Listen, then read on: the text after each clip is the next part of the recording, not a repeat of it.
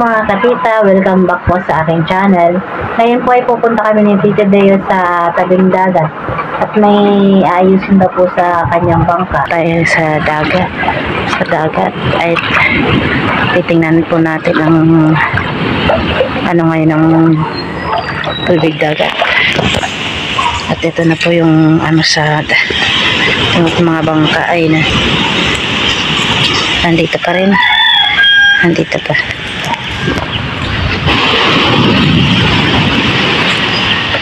Ayan po, malakas pa rin ang alon.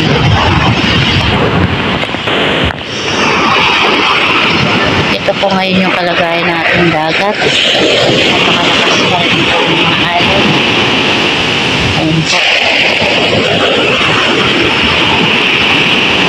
Kalakas pa rin. At yung bangka po ni Tita Deo ay abot na po dito. Yan, inisog na po.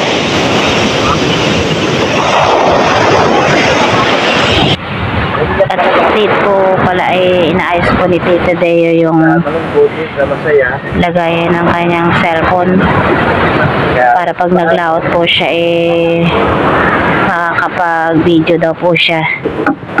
Yan, inaayos niya na po.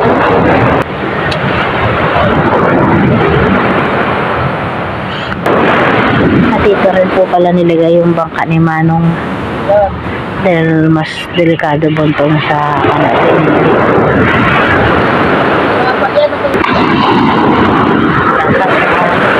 Ayan po, pataas na po yan, napupunta pa rito ng alon.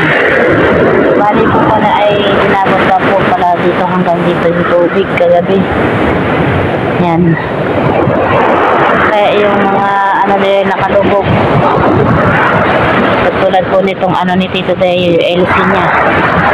Nakalubog na po. At yung dito po kay Manong bangka. Nakalubog na po yung LC. At yung bangka ay nakalubog po dito. Dahil inabot po ng tubig. Hanggang dito po. Hanggang doon sa dulo. Yan po, sobrang lalaki ng alon. Nakakaabot sila dito, medyo mataas na po dito. Kaya wala pa rin po nakakalaot ngayon at may bagyo pa yata yung darating ulit. Ayan po. Grabe.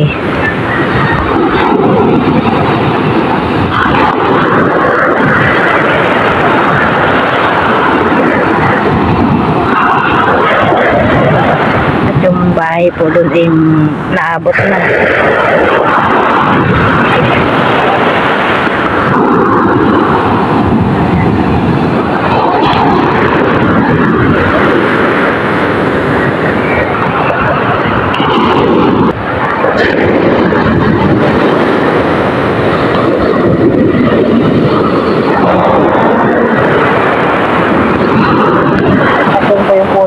Puno doon ay maabot na po.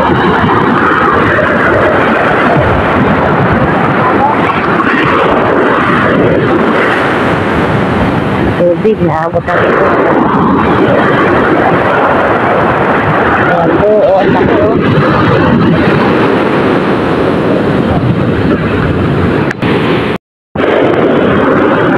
Pag naabutan po ng ganito kalaking alon o yung bangka ay panigurado pong wasak, ay nakakapanghinayang naman. Kaya maaga pa lang po ay inakyat na nila yung mga bangka nila. Ayan, kakatakot ng alon. Ayan, nalaki. Ngayon lang po ako nakakita ng malalaking alon dito sa Sambayan. Ng alon. Ayan. Ako. Wala ba yan? Grabe oh. Ayan pa sa malaking along malaki. Wow! Ayan po hanggang dito. Mataas-taas na po ito. Inaabutan pa. Ayan po, tapos na ni Tito Teo gawin yung ano ng kanyang cellphone. para daw po maganda yung kuha niya sa laot. Yan.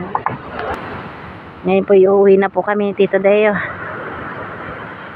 Tapos na po siya gumawa.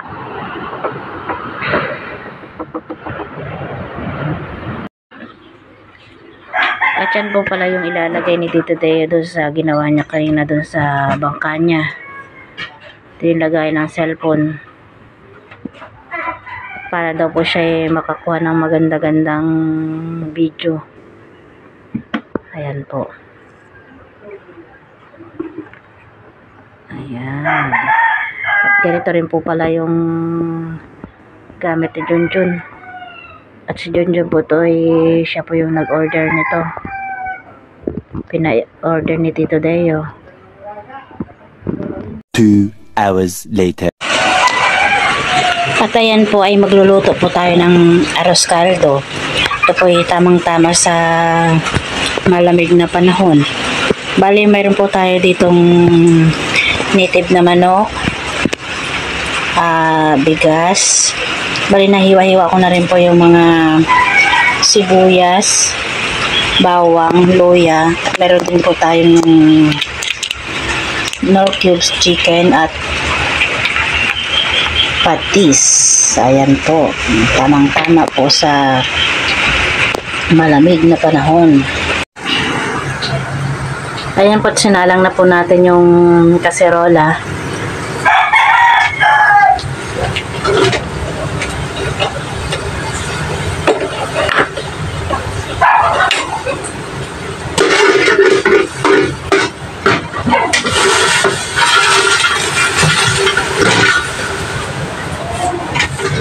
Bali, maglalagay na po tayo ng mantika. Ayan po, mantika.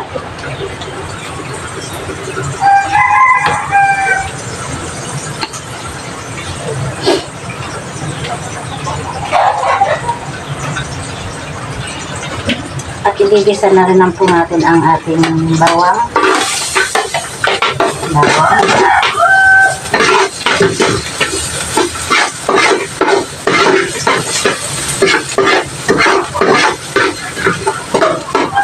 Lagay rin natin ang sibuyas. Ito po yung tamang-tama sa malamig na panahon.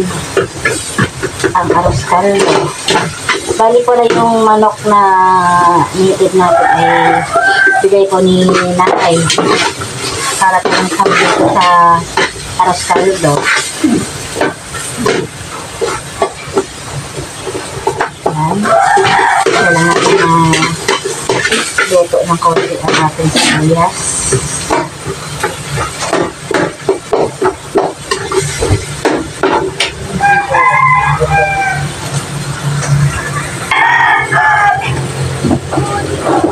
Sunod na naman natin po yung luya.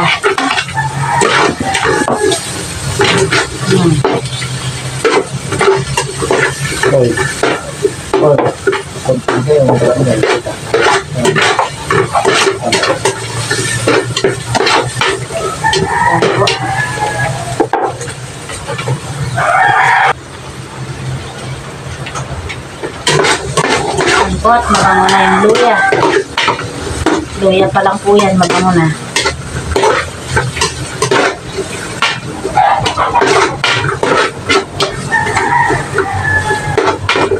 Kaya muna natin isang-isa yung luya para lumasa.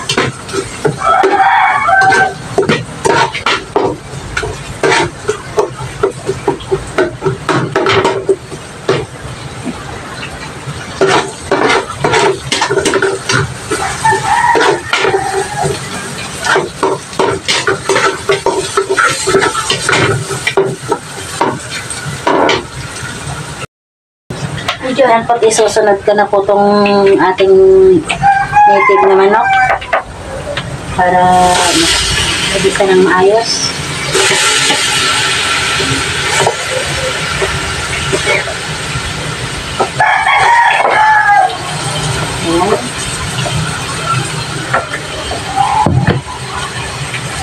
haluin natin yan.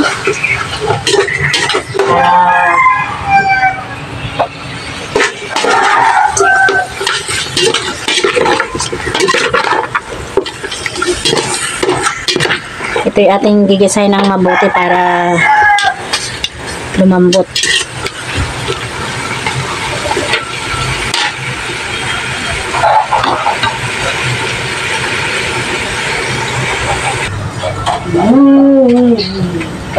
Ating buksan. Wala natin. Haluin po ulit natin.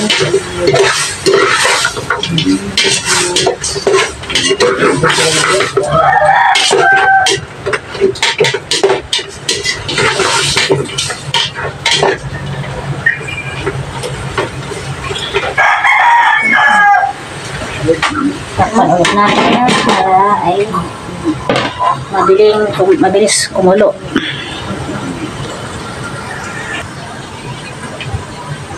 Atin po ulit haluin. Bango. Binibisa pa ng mabango na. Ang ating native na manok para sa arroz caldo.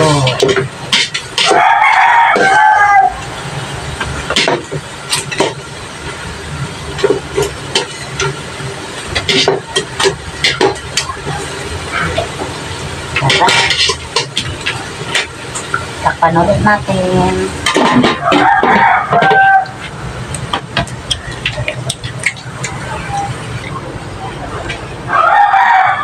Ating haluin ulit. Bango talaga. Nangangamoy na yung yung luya. Sarap na to. Nangangamoy na luya.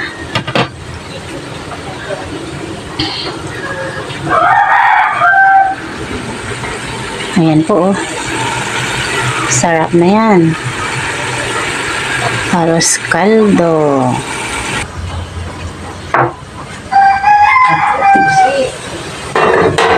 Okay, dapat lagyan natin ang patis para habang binigisa natin magkaroon ng lasa.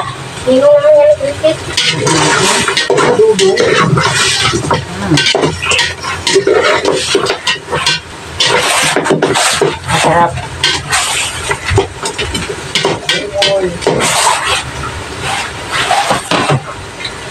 Natin parang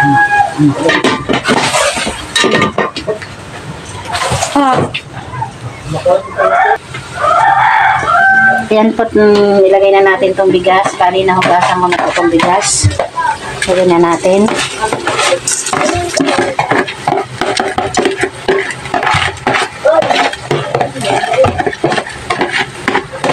Ano po nakakita?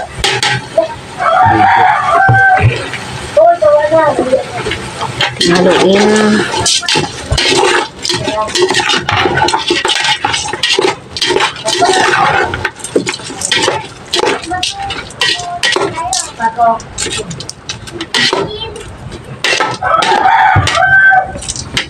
Takpan ulit natin para mano yung bigas.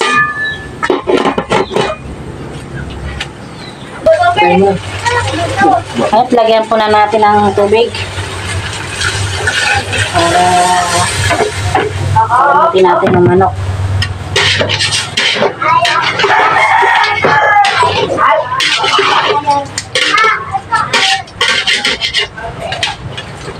Ayan na lang natin yung lumambot.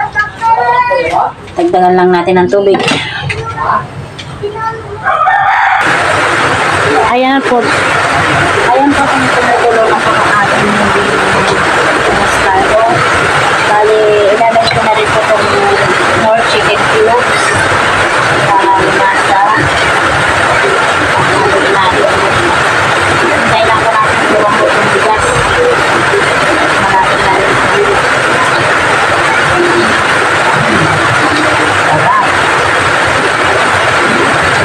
Saktong-sakto po sa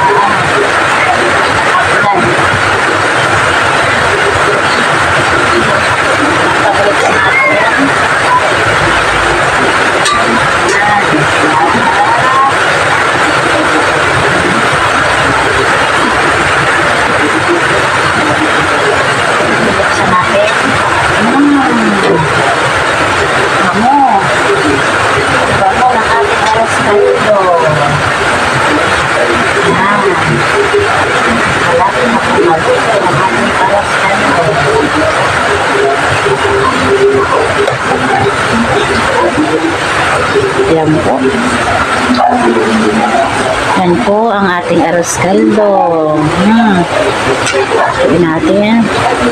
Oh. Sarap.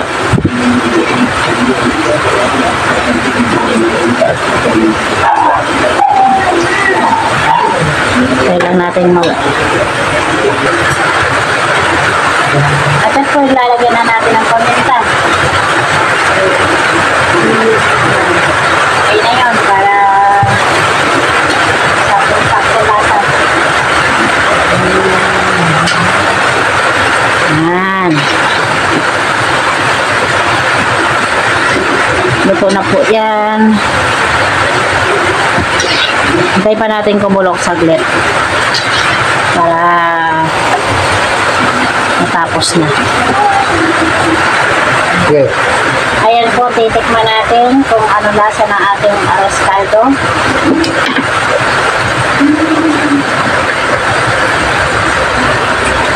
Sarap. Sarap na. Ayan po, luto na po yung ating arroz caldo. Kakain na tayo.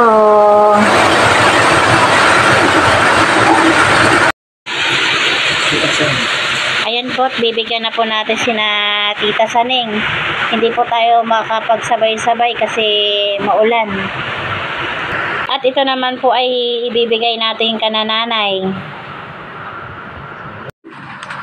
At dyan po ay magsa-shoutout muna na tayo at kasama natin dito si Ken Ken. Hi ka naman, Ken. Hi po. Hi ka, James. Hi po. Shoutout po pala kay Wena Tamayo. Hello po. Hello po. At shoutout din po kay Derelon at Alena family from Hello po. Tagigs Hello and po. Bicol. Hello At kay shoutout din po pala kay Maxine, Kay at Kalex. Hello. Hello po. Hello po.